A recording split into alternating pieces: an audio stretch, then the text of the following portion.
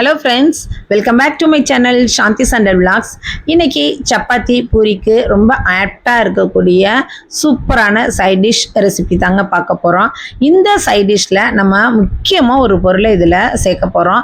இது ஏன் சேர்க்க போகிறோம் அப்படின்னு பார்த்தோம் அப்படின்னா, இந்த கிரேவி நம்ம செஞ்சிட்டோம்னு வச்சுக்கோங்களேன், இந்த மசாலா நம்ம செஞ்சிட்டோம் அப்படின்னா கணக்கு வழக்கு இல்லாமல் நம்ம சாப்பிட்டுக்கிட்டே இருப்போங்க. இதனால் நம்மளுடைய வயிற்றில் ஏதாவது பிரச்சனை வந்துருமோ, அதாவது அஜீரண கோளாறு வந்துருமோ அப்படின்னு பயமே தேவையே இல்லை. அதுக்காக தான் முக்கியமாக இந்த பொருளை நம்ம சேர்க்குறோம். அது மட்டும் இல்லாமல் சுவையை நல்ல டேஸ்டியாக இருக்குங்க. இந்த பொருளை சேர்க்கறதுனால அதிகமான சுவையையும் நமக்கு கொடுக்கும். ஒரு வித்தியாசமான நல்ல டேஸ்டியான சுவையை நமக்கு கொடுக்கும். இன்னைக்கு நம்ம என்ன செய்ய போகிறோம் அப்படின்னு பார்த்தீங்கன்னா, சோயா மசாலா எப்படி பண்ணலாம் அப்படிங்கிறது பார்க்க போகிறோம்.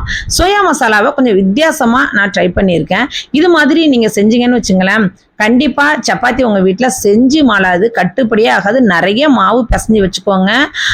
அப்போ தான் உங்களுக்கு இந்த கிரேவி செஞ்சோம் அப்படின்னா அது கரெக்டாக இருக்கும். ஏன் அப்படின்னா, கிரேவி செஞ்சிட்டிங்க அப்படின்னா சப்பாத்தி நிறைய கேட்டுக்கிட்டே இருப்பாங்க. அதனால் மாவு நிறைய பிசைஞ்சு வச்சுக்கோங்க. ஓகேவா? இப்போ வாங்க ரெசிபி எப்படி பண்ணலாம் அப்படிங்கிறது பார்க்கலாம்.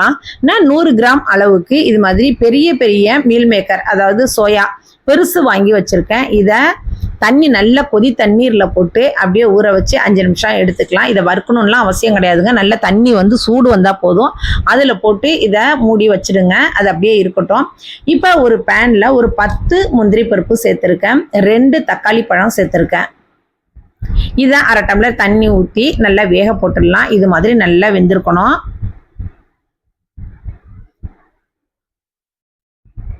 இது இப்போ தக்காளியும் முந்திரியும் நமக்கு நல்லா வெந்துருச்சு. இப்போ இதை மிக்சி ஜாரில் சேர்த்து அரைச்சி எடுத்துகிட்டு வந்துக்கலாம். ஆற வச்சுட்டு அரைச்சிக்கலாம். ஓகேவா?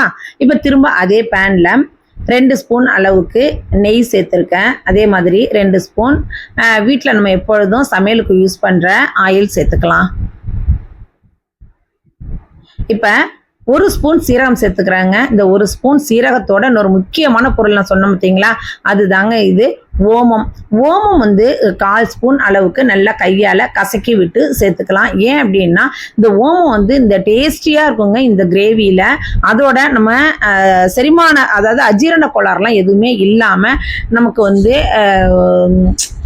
நல்லா ஹெல்ப் பண்ணும். அதனால தான் இந்த ஓமம் இதில் சேர்த்துக்கிறோம். இது ஓமமும் சீரகமும் நல்லா பொரிஞ்ச பிறகு 2 ஸ்பூன் இஞ்சி பூண்டு விழுது சேர்த்து இது நல்லா பச்சை வாசனை போகிற அளவுக்கு வதக்கி எடுத்துக்கலாம். இப்போ பச்சை வாசனை போன பிறகு 2 பச்சை மிளகாய் கீரி சேர்த்துக்கிறேன். அதோட ஒரு பல்லாரி வெங்காயம் பொடியாக கட் பண்ணி வச்சுருக்கேன். 1 போதுங்க. அதையும் சேர்த்து நல்லா கோல்டன் ப்ரௌன் கலர் வர்ற வரைக்கும் வதக்கிக்கலாம். இதில் ஓமம் சேர்க்கறதுனால புதுவிதமான டேஸ்ட் ஒரு மாதிரி ரொம்ப வித்தியாசமான நல்ல டேஸ்ட்டில் இருக்கும். அதுதான் வித்தியாசமான டேஸ்ட் அப்படின்னா வேற மாதிரி போயிடாது. நல்ல டேஸ்டியாக இருக்கும். அதோட வயிற்றுக்குமே எதுவுமே ஆகாது. எத்தனை சப்பாத்தி எவ்வளோ கிரேவி வச்சு நம்ம சாப்பிட்டாலும் வயிற்றுக்கு எதுவுமே ஆகாது. இப்போ வெங்காயம் கோல்டன் ப்ரௌன் கலர் ஆன பிறகு நம்ம தக்காளி, முந்திரி அரைச்சி வச்சிருக்க விழுதை இதில் சேர்த்துக்கலாம். நான் 100 கிராம் மீல் மேக்கருக்கு 2 பழுத்த தக்காளி பழம், 10 முந்திரி பருப்பு சேர்த்துருக்கேன். நீங்கள் எந்த அளவுக்கு செய்கிறீங்களோ அதுக்கு தகுந்த மாதிரியான பொருட்களை சேர்த்துக்கோங்க. இது ரொம்ப கிரேவி பதத்துக்கு இருக்காதுங்க, செமி கிரேவியாக இருக்கும். நல்லா இப்போ இது எல்லாத்தையும் எண்ணெய் பிரிஞ்சு வர்ற அளவுக்கு நல்லா வதக்கணும். உங்களுக்கு தெரியும், நல்ல எண்ணெய் பிரிஞ்சு வரும் பாருங்க. எண்ணெய் நல்லா பிரிஞ்சு வந்திருக்கு. இது மாதிரி வதங்கின பிறகு இப்போ காஷ்மீரி மிளகாத்தூள் 1 ஸ்பூன் சேர்த்துக்கிறேன். இது கலருக்காக தாங்க. இது காரம் கண்டிப்பாக எடுத்து கொடுக்காது. அதனால 1 ஸ்பூன் காஷ்மீரி மிளகாத்தூள் சேர்த்துக்கிறோம். நல்ல கலர் நமக்கு கிடைக்கும்.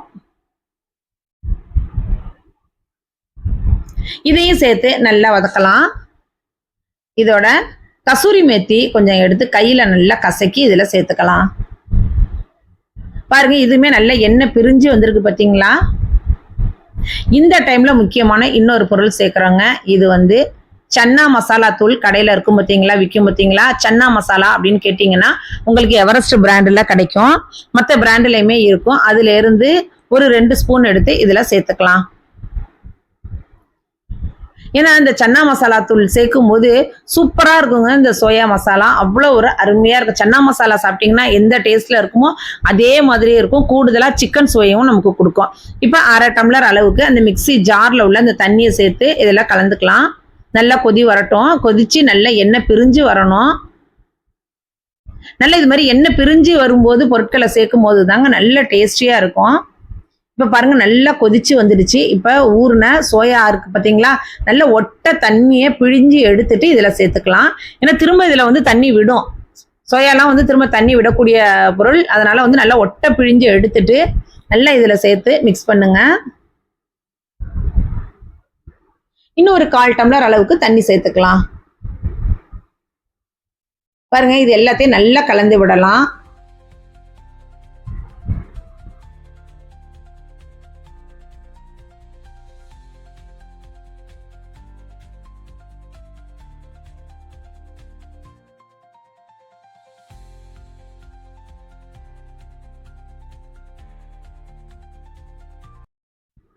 இது மாதிரி டிஃப்ரெண்ட்டாக செய்யும் போது குழந்தைங்களும் நல்ல விரும்பி சாப்பிடுவாங்க.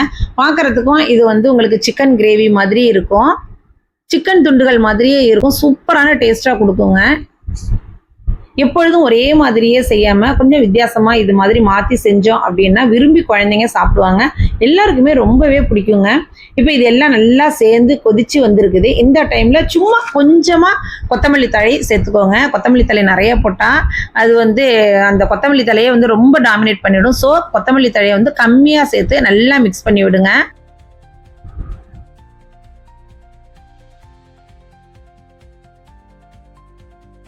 இப்போ நமக்கு சோயா மசாலா ஆல்மோஸ்ட் ரெடி ஆயிடுச்சு. இந்த டைம்ல திரும்ப இன்னும் கொஞ்சம் கசூரி மேத்தி எடுத்து கார்னிஷ் பண்றது மாதிரி நல்லா கையால கசக்கி மேலே சேர்த்துக்கோங்க. அவ்வளோதாங்க, சோயா மசாலா நல்ல பர்ஃபெக்டா ரெடி ஆயிடுச்சு. நல்லா அழகா எண்ணெய் பிரிஞ்சு பார்க்கவே சாப்பிடணும் அப்படிங்கிற ஒரு ஆவலை நமக்கு தூண்டும். இதை நம்ம அப்படியே சர்வ் பண்ணிடலாம்.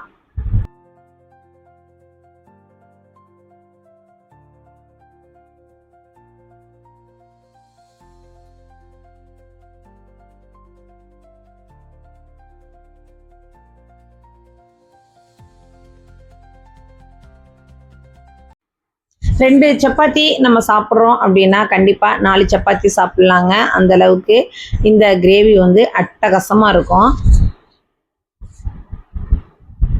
கண்டிப்பாக இது மாதிரி ஒரு தடவை செஞ்சு பாருங்கள். செஞ்சு பார்த்துட்டு எப்படி இருந்துச்சு அப்படிங்கிறத மறக்காமல் கமெண்ட் பண்ணுங்கள். நீங்கள் சப்பாத்தி பூரிக்கு மட்டும் இல்லாமல் ரைஸ்க்கு கூட இது ரொம்பவே சூப்பராக இருக்குங்க. சாதத்துக்குமே வச்சு போட்டு சாப்பிட்றதுக்கு கறி குழம்பு மாதிரியே இருக்கும். அந்தளவுக்கு டேஸ்டியாக இருக்கும். உங்களுக்கு இந்த வீடியோ பிடிச்சிருந்துச்சு அப்படின்னா லைக் பண்ண மறந்துடாதீங்க. அதோட புதுசாக பார்க்குறீங்க அப்படின்னா சாந்தி சண்டல் விலாக்ஸை சப்ஸ்கிரைப் பண்ணிட்டு பாருங்கள். உங்கள் ஃப்ரெண்ட்ஸ் அண்ட் ரிலேட்டிவ்ஸ்க்கு நிறைய ஷேர் பண்ணுங்கள். இதே மாதிரி இன்ட்ரெஸ்டிங்கான இன்னும் நிறைய வீடியோஸ்லாம் போட்டிருக்கேன், போய் பாருங்கள். அப்படியே நல்லா அப்படியே ஸ்பாஞ்சியாக அப்படியே எடுத்து அமுக்கும் போது இந்த சோயா வந்து அப்படியே ஸ்பாஞ்சியாக ஜூஸியாக அவ்வளோ ஒரு அட்டகாசமாக இருந்துச்சுங்க. சாப்பிட்றதுக்குமே சொல்லவே வேண்டாம், அந்த அளவுக்கு வேற லெவலாக இருந்துச்சு. அப்படியே சிக்கன் மாதிரியே இருக்குது பார்த்தீங்களா. இதே மாதிரி இன்ட்ரெஸ்டிங்கான இன்னொரு வீடியோவில் மீட் பண்ணுறேன். பா.